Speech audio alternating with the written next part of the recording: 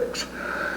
In other words, art has traditionally achieved its authority by being authorized by the issuing institution. It is presumed to embody the intentions of either the church or the state or the community or the tribe or the artist who produces the work. This has been the traditional way in which we've talked about art in the West. We have talked about it in the sense of looking at it and trying to intuit what intentions, what desires are embodied in this particular work. Since the 16th century, we have tried to intuit what meanings or intentions or desires the artist might have had. As we moved in the 1960s, there arose on many fronts a critique of this practice and some idea, the beginnings of an idea, that art might be defined in a consumer side, from a consumer side attitude. In other words, that art was defined within the culture, totally regardless of what the author or the church or the state or the community or the tribe might wish it to mean. Now, with the idea of the death of the author, however, it's not surprising, since we're dealing with a 400-year tradition of validating art in terms of its issuing institution or person. Academic culture chose to replace the author with other first causes. So that beginning in the 1960s, even though we no longer worried about what the author might wish, we still talked about art in terms of what caused it. Where did it happen? What causes this work to look like this? Why? What are the desires embodied in it? However, having dispensed with the author, we now academic culture began to talk about the work of art as the product of historical forces, as suggested by Karl Marx, or as the product of the various depredations of infantile sexuality as proposed by Sigmund Freud. So in order to talk about art in terms of Freud and Marx in the 1960s, we need the artist back. In other words, we didn't really dispense with the artist, but now the artist is not the creator, not the visionary romantic, but rather the victim. The artist is the victim of capitalist society. He is the victim of bad childhood and dysfunctional families. And these influences then were discussed as embodied in the artist and then as manifested in the work of art. And out of this idea that art was driven by these psychological and social forces came the 70s and 80s idea of how to make good art.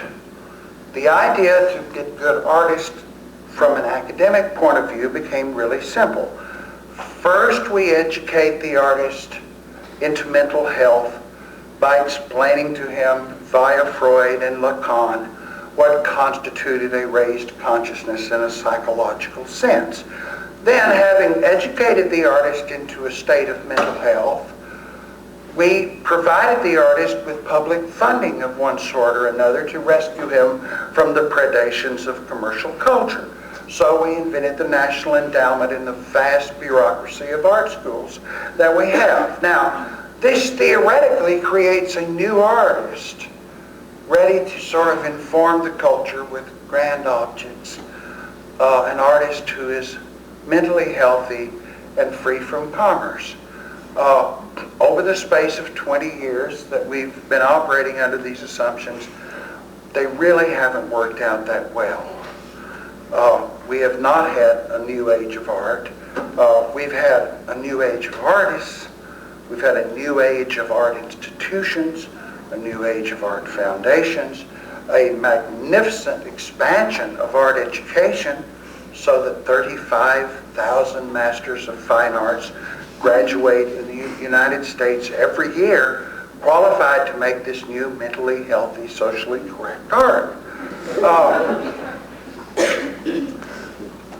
In fact, there's a lot less art to look at than there was in 1967. because these new mentally healthy, socially correct people don't really produce that much.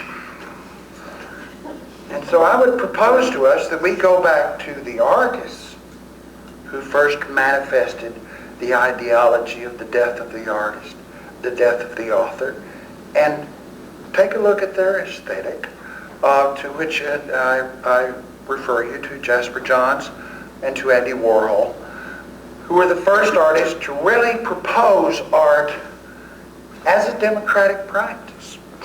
Because when Jasper Johns painted his flag, he said, this is not a good painting because I, Jasper Johns, made it, because it was made by a true son of the South, because it was made by a man, because it was made by any reason.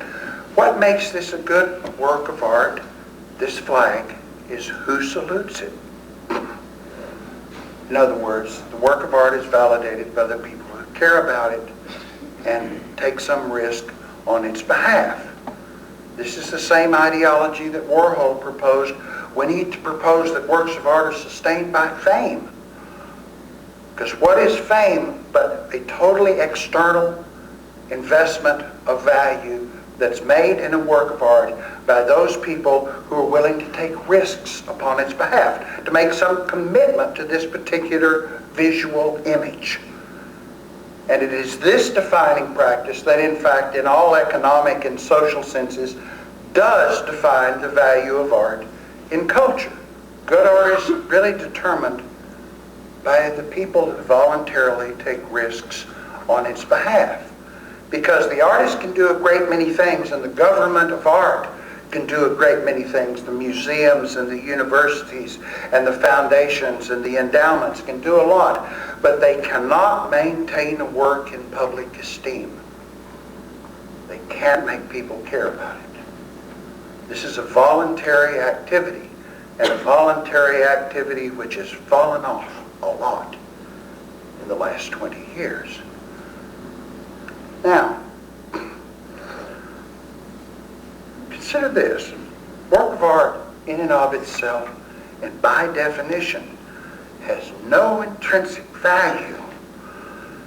It's not worth the canvas it's painted on. It's not worth the stone it's cut out of. It acquires value because people invest in it. And not just money. They invest words. They invest exhibition space. They invest body language at the opening. They just act happy in its vicinity. You understand? This is the way that art acquires value, that people care about it, that people argue about it. And in our culture, what this community that cares about it decides it means, it means. I know back in the early 80s I was doing a catalog essay on Edward Ruscha, who's an artist whom I like a great deal. And Edward is sort of the Zen master of artists. He always says these really ordinary things that turn out to have been real smart. I was asking him one day, I said, had read all of the writing that had been written about Ruscha's work up until this time, and I said, Ed, how can you stand it to have your work perpetually misinterpreted? And Ed said, well, Dave, I thought about it, and he said, I might be misinterpreting it myself. And this is the one true answer. Because the artist, after the work is made, is just one voice in the chorus of works that assign social value to the work of art. And what this means is, as the work of art is by any definition, not a work of art until it achieves some social value. Until somebody looks at it, until somebody likes it, until somebody buys it, until somebody shows it, it's not art.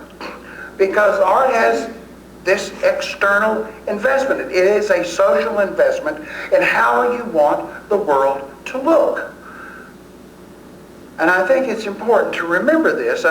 Because so much art today comes out of the university, there's a tendency to think of art as a secondary research project. And if you read a lot of art criticism, you hear the language of secondary research used to explain art. Well, this work comments upon the condition of so-and-so. This work interrogates the issue. This work deconstructs this. This work recontextualizes this. Art, in fact, as it functions in this culture, does not do any of this. Art is the stuff that we make to replace the stuff that we hate. You understand? It is a first-level creative endeavor. And if a lot of people like the same things that we do, that means you win. And if they don't, you lose. But there is no shame in that. In other words, what I'm proposing to you is that in a democracy, this is how art works. And to talk about the way that art works, I would like to make a really important distinction here between beauty, is a term that I use, and the beautiful, which is something that gets thrown up to me all the time. People all think, what do you think about the beautiful? I don't have any trouble with the beautiful, because the beautiful is created by communities as a mode of social control. The beautiful is a set of attributes or configurations that a particular culture creates and inculcates to control the behavior of the members of that culture. So if your mama wants you to marry somebody cute and blonde and handsome and tells you that all day long, that's the beautiful. Do you understand? That is in order to guarantee reproductive success and perpetuate the species of Southern white people. We would really prefer that you marry somebody that's tall and blonde and beautiful, a Kappa if it's a girl, a Ka if it's a boy. Now, this is the beautiful. Beauty is something altogether different. Beauty is something you have never seen before that you always wanted to see. It's something that changes the structure of society. Beauty is created by individual people who don't like the way it looks and want to propose an alternative system of value. So beauty, rather than being created by communities, creates communities, and I call these communities of desire. Groups of people that are brought together not because of who they are, but of what they're not, and what they want, and what they would rather see. And this is what works of art do, and it's how nearly all art works in this culture. I first entered the art world as a community by myself. I was a community of one because I didn't know anybody else. I was a part of the community of Andy Warhol's flower paintings. I thought they were so cool. They were the opposite of everything anybody ever told me to like. They didn't embody the existential structure, of masculine ego confronting despair within the arena of the canvas.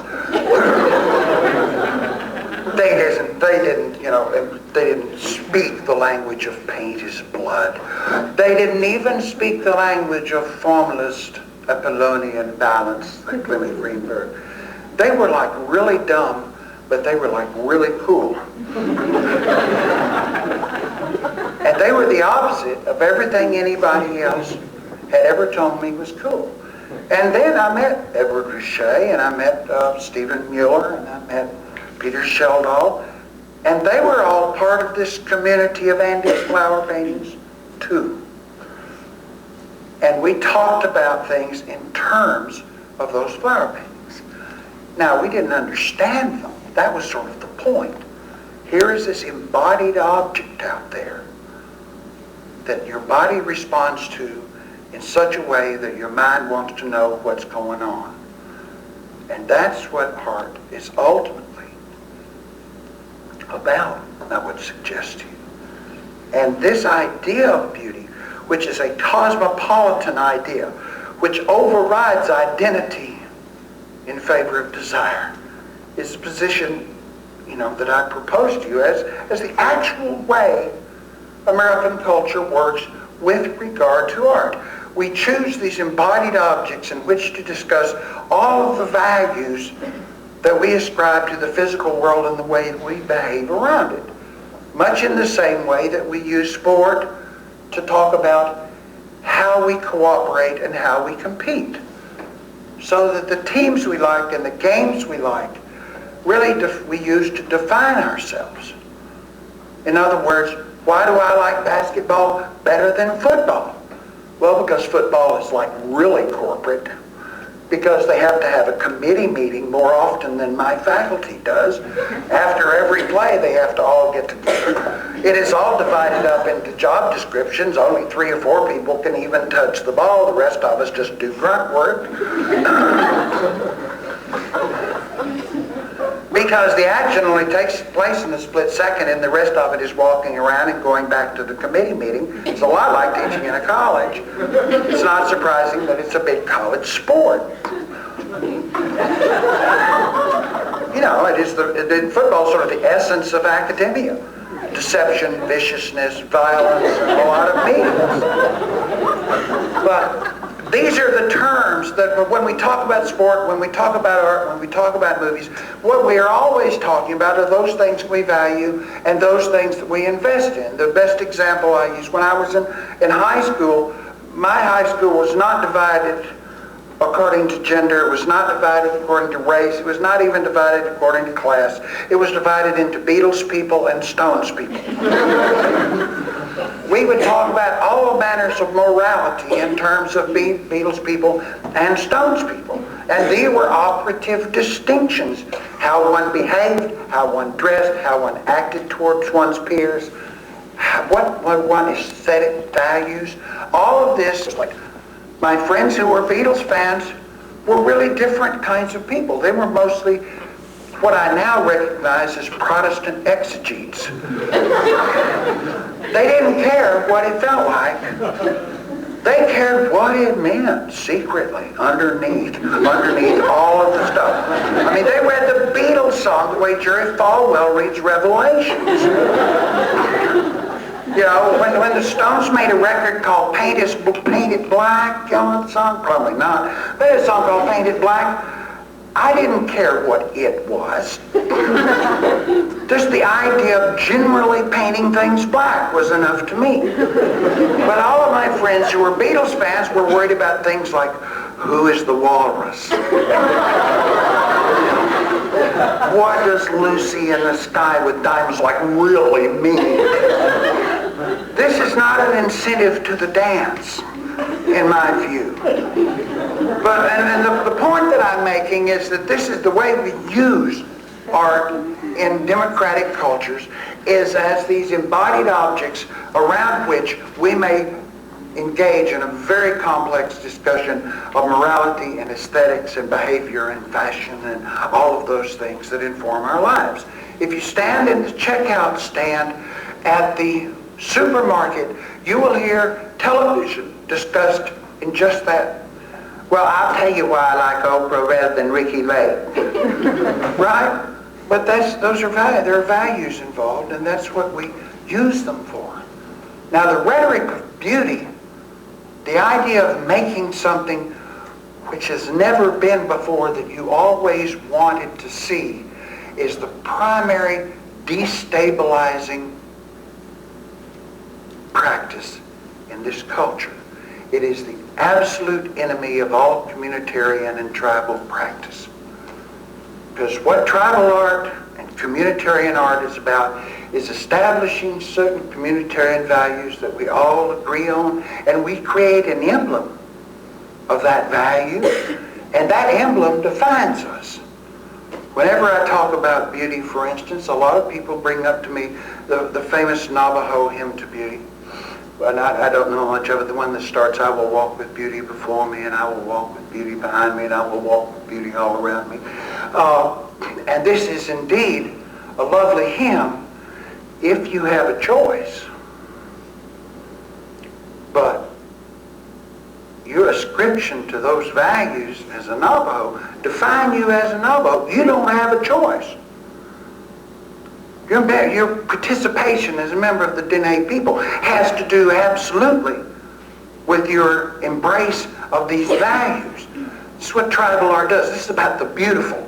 This is about a cultural and a communitarian idea of beauty.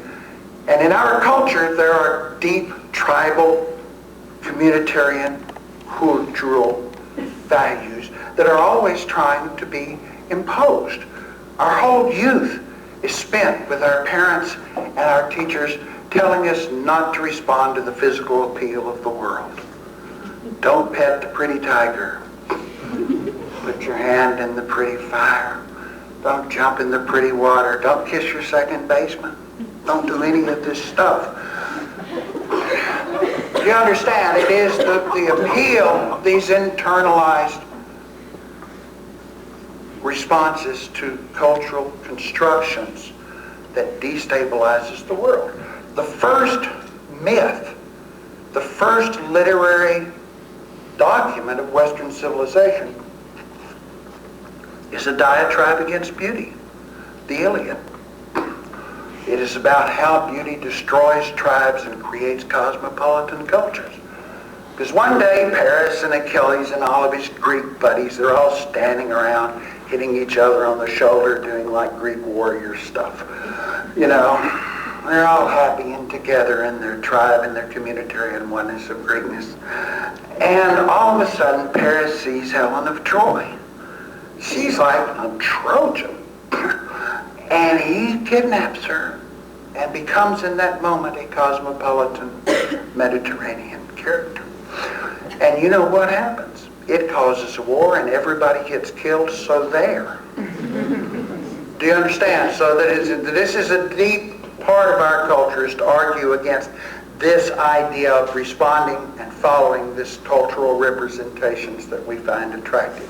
This is why in the late 19th century, the whole rhetoric of homosexuality was totally surrounded by the aura of aesthetics, of beauty, because it was beauty that made you go against the tribe, chase that beautiful boy, that second baseman, whatever it might be.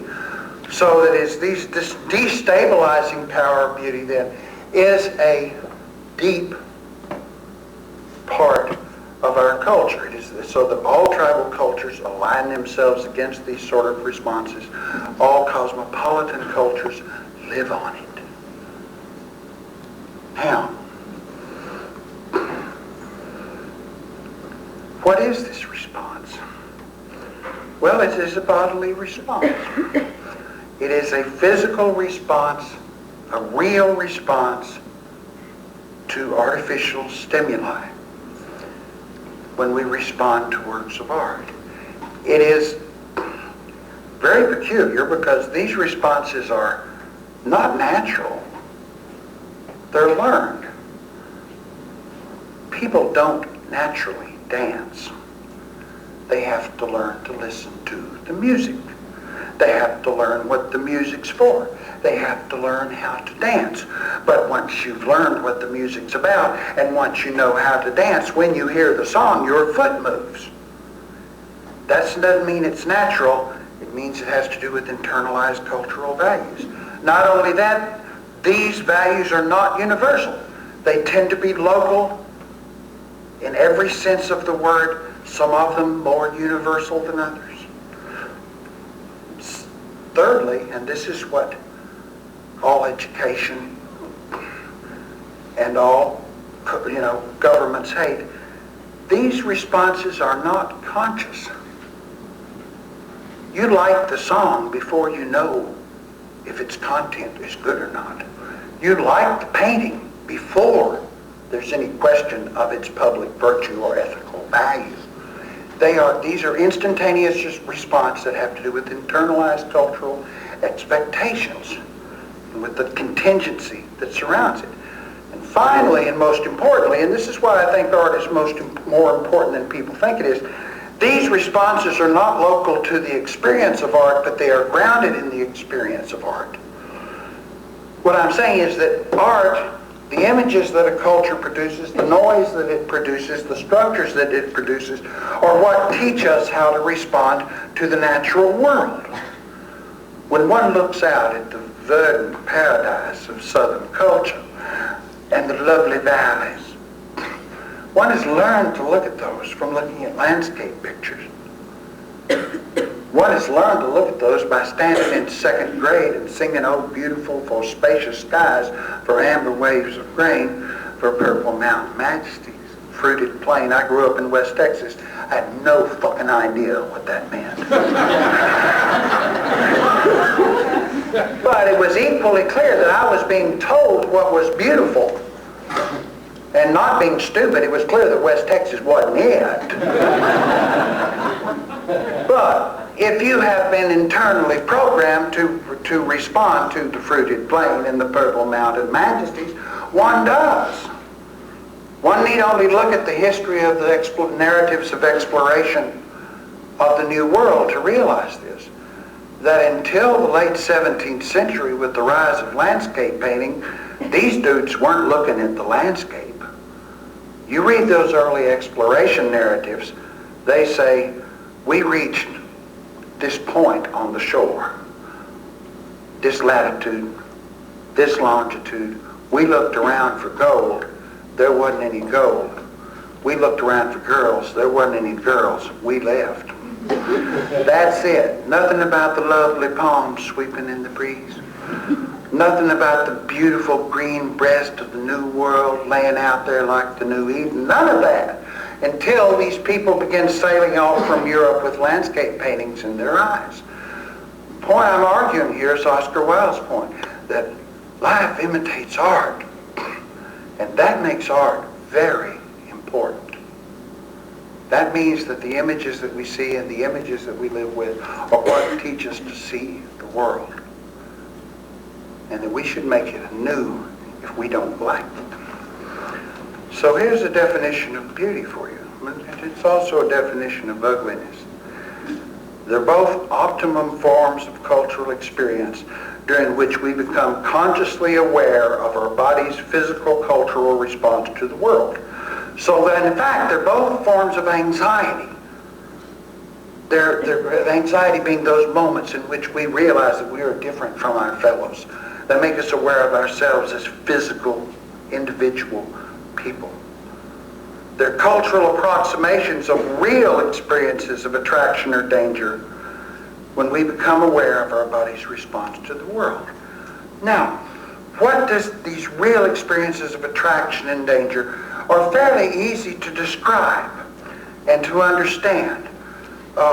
I drive to work roughly the same way every morning whenever I go to work. I head down DI, cut down Cambridge to the school, stop at the same stop signs, drive over the same little bumps, stop at the same stoplights.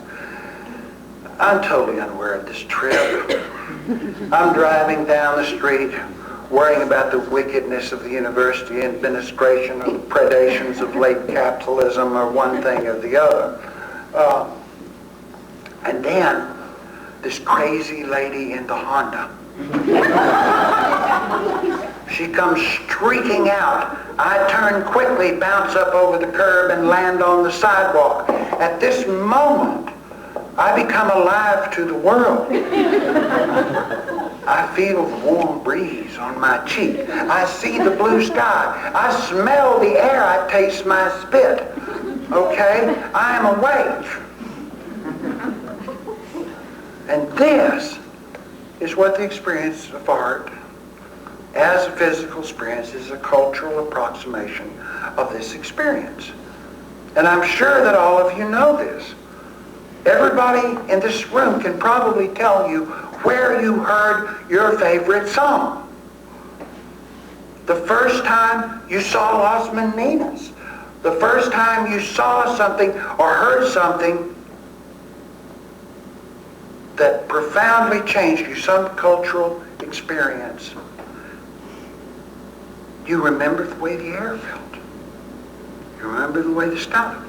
That means your mind and your body for one moment are generally working together. That's what art does. I can still remember when Julius Erving scored on Kareem Abdul-Jabbar in the 1980 NBA Finals when he came up and took off headed for the basket. Kareem stuck up his head, and Julius ducked under his arm, went back under the backboard, went back up there and put it in from the other side. You all remember that? Fucking amazing. I can tell you what the room looked like where I was standing. It is those experiences, cultural experiences, that we see because they put our mind and our bodies together, and we generally would like the world to be more like that, I think. We would like to live in that awareness. Now, the difference between the natural experience of beauty and dread and cultural experiences are really important, however, because our natural experience of the world, there is no difference in the sign that we see and what it means. In other words, to explain to you this, is that when we respond to any sign in the world, a configuration that we recognize as having meaning, that meaning is bivalent. In other words, meaning is reference. It means when we see something, it refers to something else.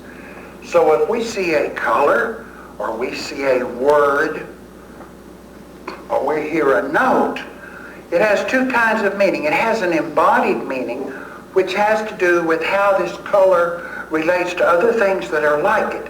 How this orange relates to this blue. This is its embodied meaning. How the word log relates to the word frog. That is its embodied meaning. The way that one note, the way an A relates to a D. That interval, that's an embodied relationship. So if we know what we're listening to, that's what we respond to. But nearly everything in culture has what we call a designative meaning, something that refers to other words. So the word log, its designative meaning is some piece of wood somewhere. The word frog is a little animal out there.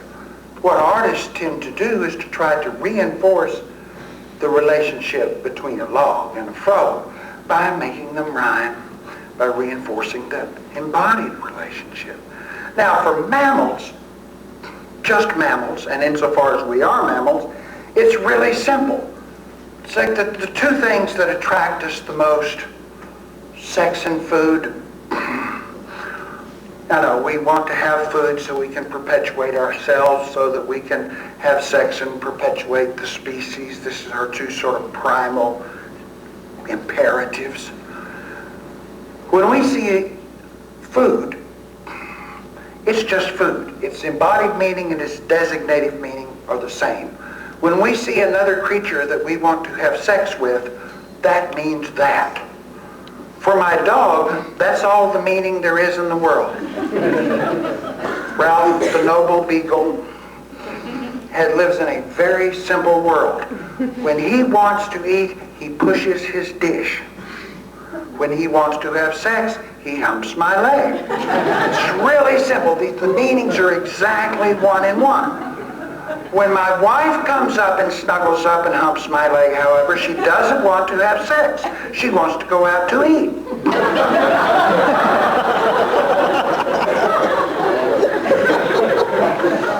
What I'm saying is certain kinds of embodied signage in our culture refer to other things than what they are. So if we, for instance, looked at the history of European painting, we might easily say that the history of European painting is about making certain disembodied political and religious ideas look sexy or appetizing. This is what a murillo is. It makes Christ look good enough to eat. Okay? Reinforces the rhetoric of the Eucharist. This is what a great Delacroix is about, those battle scenes that make it look so sexy. You know, death of Sir Pageless. Whoa. You want to do that. You see, but it's all about investing disembodied values with a system of embodied meaning.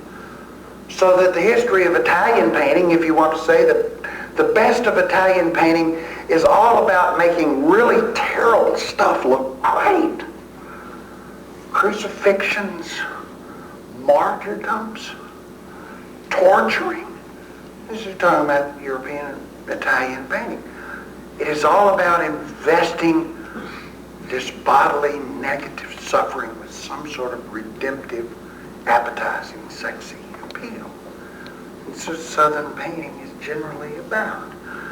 Making bad things look good.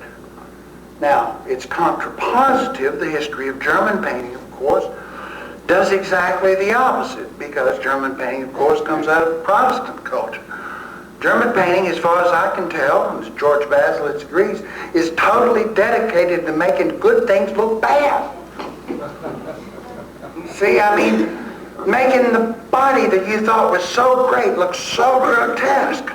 Making really great banquets look like the dog's breakfast. Making really sexy guys and girls look like monstrosities of bodily corruption. But this is the language of European painting. And so necessarily, since all images argue for something, there is always some slippage between that which is represented and the way it is represented. The actual crucifixion probably wasn't too much fun to be there. The deposition, a little less fun than you would imagine. But when Raphael does it, fucking great. Even the Annunciation is not a really big moment. But when we see that beautiful orange wing up against that beautiful blue sky, the complementarity of that orange and that blue reinforce the meaningful relationship between the angel's wings and the heavens that are implied in Raphael's painting. And this is basically what art does in our cultures. Present us with these embodied systems that nearly always have other designative meanings. Now, let me try to... The difficulty in talking about these meanings, of course, is that they are relatively transient. And the difficulty in talking about them in art is about our experience of art, is that the experience of art is so much faster than our experience of anything else.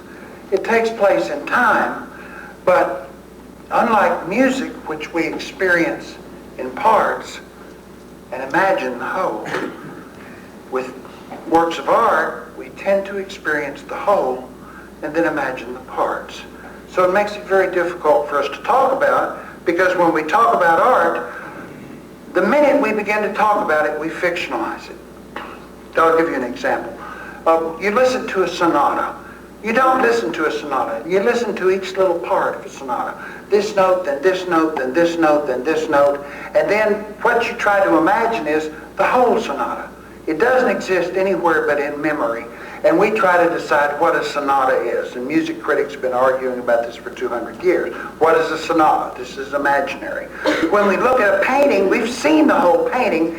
Then how do we divide it up? Well, we say, well, consider this in terms of value. And then we talk about values. Those values are imaginary. You see, or we could say, look at the way the little dog snuggles up to the Virgin. Okay, now we have turned this into a representation with the dog and the Virgin. What if we talk about, we'd like to look at this painting in terms of color and line. Now, color and line are not any different. They're inextricable, but we imagine them as separate. And these first divisions that we perform on any work of art pretty much determine what we say about the work of art after that. If we're talking about the human values, or if we're talking about the chromatic values, or if we're talking about color and line, or if we're talking about as a production of capitalist culture, as Michael Moxon don't know. All of these make it very difficult to talk about the embodied experience, to describe the embodied experience of painting. It's just, or of any art, even sculpture's relatively short range. You just walk around it. And if it's too big to walk around, it's not sculpture, it's architecture. I mean, come on. But the way that this becomes politically important, I'm going to give you a couple examples, and this is the reason I take my examples from music, is because music is slow. I could try it with art, but we'd have to have a slide, and then that wouldn't be art, and then I'd be explaining other things. Beethoven writes a symphony, Sixth Symphony. It's a pretty neat symphony. It's got lots of dynamics. It gets really loud, and it gets really soft. It's got lots of drama and releases, lots of timpani, lots of little flutes playing.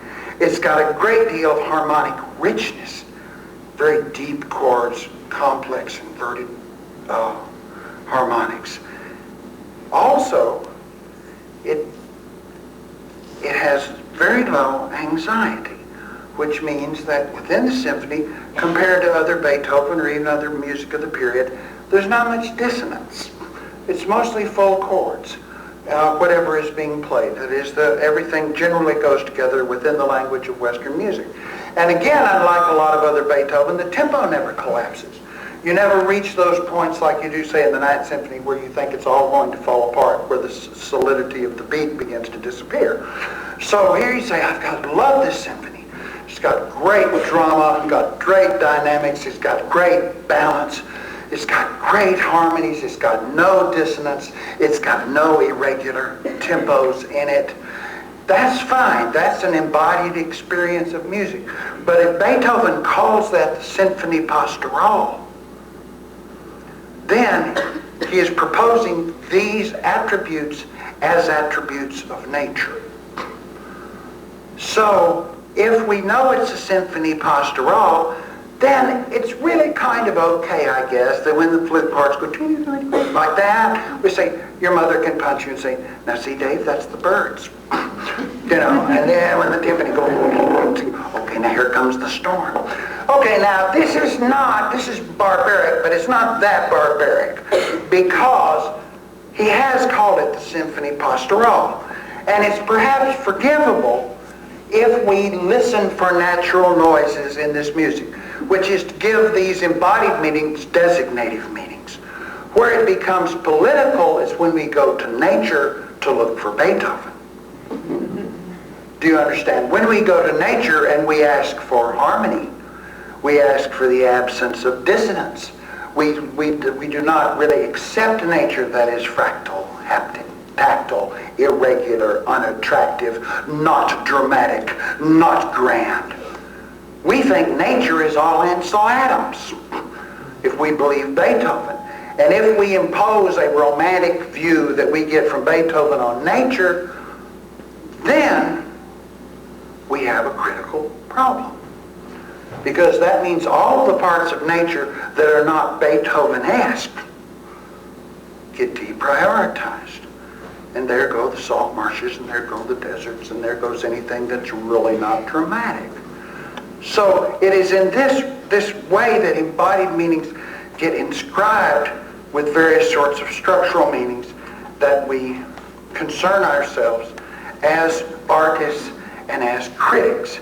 Now, I'll give you a classic example, and since I'm here in Memphis, I'll give you a classic Memphis example of a great moment, because these experiences of beauty, physical responses to art, when they happen anew, usually happen by reconstituting the way that we think about representation and art. Now, back in the 50s, right downtown, is that downtown? Downtown. Wilson Pickett made this record called In the Midnight Hour. Jerry Wexler was producing it. Stephen Cropper was playing the guitar, and he's the one who told me this story. And they're in there recording this song. You know, I'm going to wait till the midnight hour when my love comes tumbling down. Yes. Now, they're recording this song in there, and it doesn't feel right. And everybody's thinking, what's wrong here? And finally, Wilson comes out of the booth, and I insist upon this because Jerry Wexler says he thought of it, but he didn't. Wilson thought of it. Wilson said, Jerry, when I play, everybody is dancing like this. They're dancing like on the backbeat. They're really on the backbeat. So when they're dancing, they're doing these dances that are on the 2 and the 4. They're on the backbeats. Why don't we do this? And Wilson reaches over while they're playing the song back to the fader that controls the snare drum. To those of you from outer Mongolia, the snare drum is the instrument that plays on the 2 and the 4. 1, 2, like that. And Wilson pushes that fader on the snare drum way up loud. And everybody in that studio starts dancing. They didn't do it on purpose. They just started dancing. And that moment invented rock and roll, in a real sense, contemporary rock and roll. Because what that meant was, when you heard that record, you heard that snare drum louder than any snare drum could ever be when you heard the band. Do you understand? Now, that meant that my dad, who had taught me about the backbeat, who was a jazz musician, who was a serious advocate of the backbeat, he couldn't dance in the midnight hour. He would play that record and he says, sound like shit, it doesn't sound like the band. In other words, he said a record should be a representation of the way the band sounds when it plays live, because my dad was a live musician. He wanted Raphael standards. You see, a realistic representation of the world, of the music, and then I can dance to it because this representation is just a stand-in for the actual live band playing. But what has happened is we've undergone a massive change in the representation of popular music. We've moved from Raphael to Caravaggio. Because when Wilson Pickett does that, from that moment on, the record doesn't sound like the band sounds like the record. Do you understand? And so then, the technology of how a band plays changed, because you got to have a mic there on the snare. So when you hear that, and that snare there defines a whole generation of the way that people dance. And it defines the whole attitude about the way music is represented. The record is more important than the live band. The live band sounds like the record. Just like a Caravaggio is not as real as the world. The Caravaggio is realer than the world. All of the dimensions, all of the angles, all of the foreshortening is theatricalized. It is more intense. You know, the deposition that Christ kind of pitching out at you there. It's like turning that snare up. The hand comes out, you know, the dinner at Emmaus. It's that theatricalization of this effect. It's kind of mannerist effect that defines what rock and roll does, that defines what mannerist art does, and is in fact a shift in representation, but which is a reinforcement of what we as my generation wanted to hear. Not only that, that backbeat, playing it on the 2 and the 4, meant something. Because we could associate the designative meanings of Wilson's lyric with the embodied meanings of the drum. When he says, I am going to wait till the midnight hour when my love comes tumbling down. When is the midnight hour? It is the 2 and the 4. 1 and the 3 are noon, boring white people hours.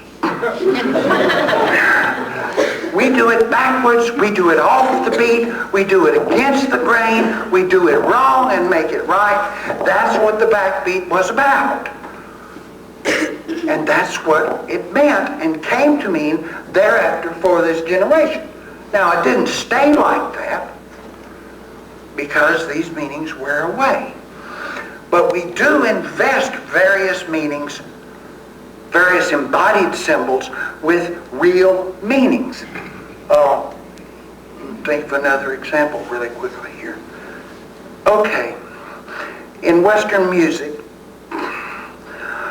whenever the melody jumps an octave, it tends to fall back down and recover the space between the object. Da, da, like that, then it always comes back down. So Harold Arlen, Gib Harburg write a song called Over the Rainbow.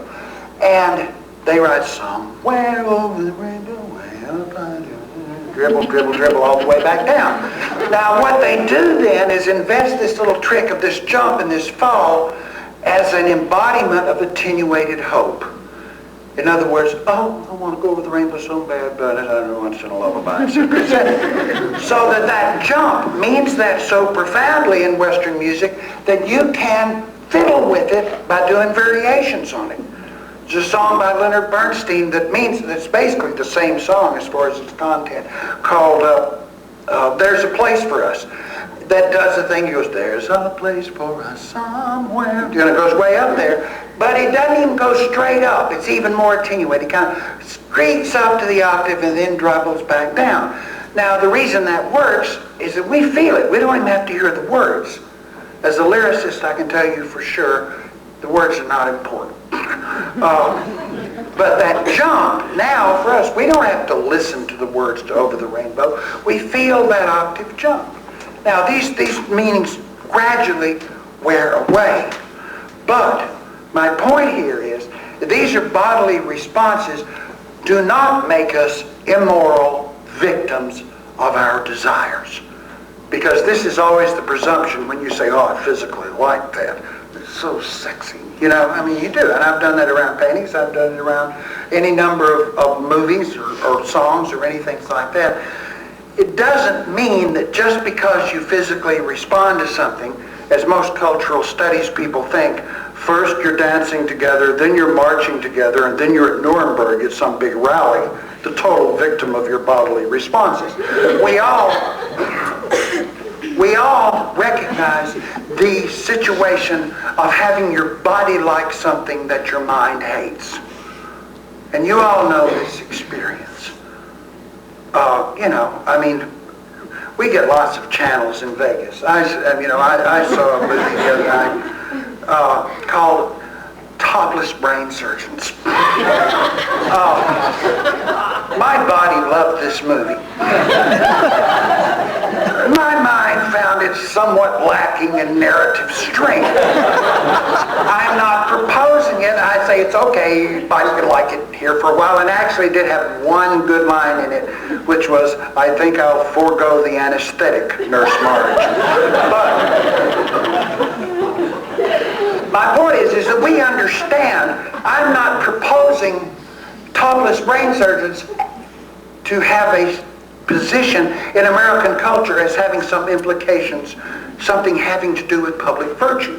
And when, as an art critic, I recommend an Andy Warhol, I think it has something to do with generally how the world, we should really look at things in an intellectually as well as a bodily sense. In other words, that is, when we talk about art, we're talking about things that our body likes and that our mind approves of in terms of public virtue. The other example, my body loves Paul McCartney. My body is really stupid. You know, and so I will get like these dumb Paul McCartney songs in my head. And I can really only drive them out with other really dumb songs. But my body knows they like them. My mind knows I hate them. Now, the critical act then, in nearly every case, has to do with the political authority of these physical cultural responses. Because if we respond to a work, it has political power. And then its politics become very, very important. If the work is boring, I don't care what it says. If it doesn't have power, it doesn't matter. If it does have power, it matters a great deal. The example that I always used, and this is what we're always doing as artists and as critics, we say, well, that's good. Is that good? You know, and it's that double step to move from private desire to public virtue. Because in America, the idea is that virtue and happiness might have something to do with one another. It's what Emerson says, when Ralph Waldo Emerson says, all conceptions of public virtue must be tested on the anvil of private happiness. This is sort of a deep Emersonian, Jeffersonian idea, that if the government says it's good, it ain't really good unless it feels good. And so the culture throws up things that feels good that are then proposed as meaning well as well. And if the culture agrees on it, they go into a museum, or they go into the canon. And it is this movement from private desirability to public virtue that nearly all art discourse is totally involved in. And it is the votes of these sort of communities of desire that empowers them.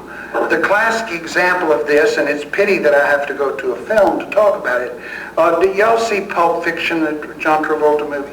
They're really kind of an interesting movie, and there's the scene in there where John Travolta and his sidekick are driving down the street, and they're sitting there talking. John Travolta has his gun there on the back seat, and there's a guy in the back seat, and they hit a little bump, and the gun goes off and kills the guy in the back seat, blows him all over the back wall of the car, and everybody laughs. Everybody laughs. I've seen it 3 times. Everybody always laughs. At which point, one's moral governor has to kick in. You say, holy Christ, why am I laughing? And in the process of saying, this is a morally offensive, terrible thing, and I'm laughing. And at this point, one tries to figure out, my body really loved that. Am I just an animal? I mean, now most of my students would go for sort of Beavis and Butthead response. Yeah, I'm an animal. But in fact, it is here that criticism begins. And it's here that you begin to look at Tarantino's movie. And if you look at it carefully, you realize, strangely enough, that it's a very sweet movie. It is a movie in which everybody who goes after their heart's desire, their dream of dreams, their romantic commitment, turns out okay. Who gets killed? The urban cosmopolitan connoisseur. This is John Travolta character. He doesn't believe in anything. He spends the whole movie deciding if one thing's better than another. Is the big kahuna better than the Big Mac? Is this bag of heroin better than this bag of heroin? Is this milkshake worth $5? And out of this connoisseurship comes his fate. And so, in a sense, the only reason you would look at this structure, of course, is because you had this apparently inappropriate response to what was going on. And it is this inappropriate response that tells us that our body likes something that our mind has never heard of. And at this point, criticism begins. So, talking to you then, as speaking to you as a critic to artists, what I would suggest to you that in your practice, you spend a little less time worrying about what you mean, a little less time worrying about like how you feel when you're doing it, and a little more time looking at the damn thing. That's sort of how you tell if it works. You got this idea that you want, and if it doesn't do anything to you when you really get it right, you see, the odds are against it doing anything to me. And no matter what you want to do, you need to somehow, as an artist, stand back and decide what it does do. Try to see it from the outside. This is one of the, and having been an art dealer, I can tell you, this is one of the strangest pleasures of being an art dealer, is that you can almost always improve an artist's work by telling them you will give them a show. Because you say, I'm going to give you a show. And all of a sudden, they look around their studio, and this isn't just the shit they've been doodling with here for a month. This is like an art, and then they look at it for the first time as if it's art, and then they say, ooh, that one sucks. Now, do you understand what I'm saying here? Is that you can't wait until Leo Castelli says he's going to give you a show to see your work like that. You have to learn to do that yourself. You have to become part of your own community of desire. And I would suggest to you that, and I know this is hard to do in school, because school is one of the, you're involved in the supply side operation here. that you're totally concerned with the supply side of art, and how do you feel about this, sissy, and oh gee, this works all over the place, and is this really you, that kind of stuff. But in fact, as artists, all you really have to decide is, how do I want it to look? How do I want to live? These two are the really only decisions that you make. Then you put it out in the world to see if your friends like it, and they're the only ones that count. If your friends don't like it, you have two decisions. You can change your art, or you can change your friends. Do you understand what I'm saying? If your friends do like it, then you have the beginning of a community of desire, a live constituency that has in effect voted for this work. Then you can trade it with your friends. None of you have any money, but so you can trade it. But this is the act of socializing the work. And then when Leo Castelli comes to see your friend, maybe he'll see your work, and this will be further socialization for the work, and then it will move out. And if you're very fortunate, everybody will like your work, and then everybody, when they see your work, will not attribute to it the meanings that you do, but will attribute to it the meanings that the culture wanted to find there. And in conclusion, I'll tell you what it means for an artist to win. I have a little apartment down in Ocean Beach in California, it's an old surfer beach outside of San Diego. And there's a great bar there called the Pacific Shores. It's what in surfer talk it's called a frosty bar. That means it's old surfers hang in there and talk about surfing, even though they don't do it anymore. And when the bar was built in the 50s, the people that built it, being aesthetically minded, made the front out of glass brick, than which nothing is more cool. And then they laid down all the glass brick on the ground and dripped in turquoise and cream enamel this Jackson Pollock on the cover of the brick, and then put the brick up. So right out there, down in Ocean Beach, down there by the water, is this drippy Jackson Pollock.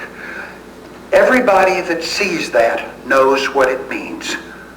Not a lot of the people in Ocean Beach went to art school. It means be loose, man, don't be so uptight. It means let it flow. It means be free. It also means Jackson Pollock and surfers had a lot in common, because the turquoise and the cream kind of looks like surf too, right? So this is an embodied icon that stands for a whole category of meaning that the culture has attributed to it, that everybody that sees it knows what it means. That means Jackson Pollock won. So if you read the Jackson Pollock dripping up there on the cover, you don't even have to read the sign on the door, which basically says the same thing. It says, no shirt, no shoes, no problem. So, you see, it is this way that artists, this is an embodied icon.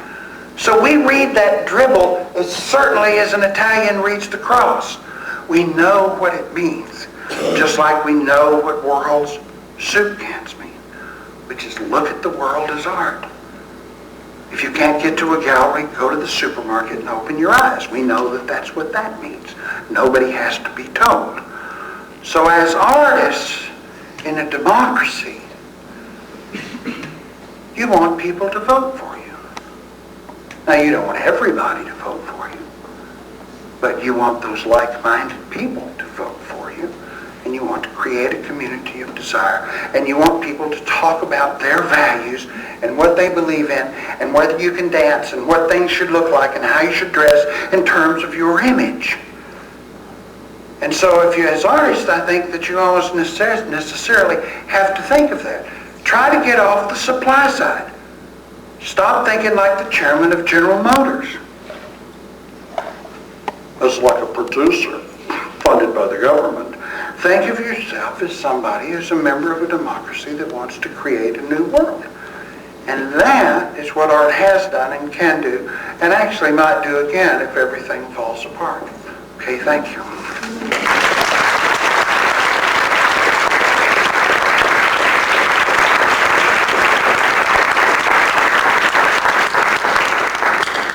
I'll be glad to answer any questions if you have any. Great.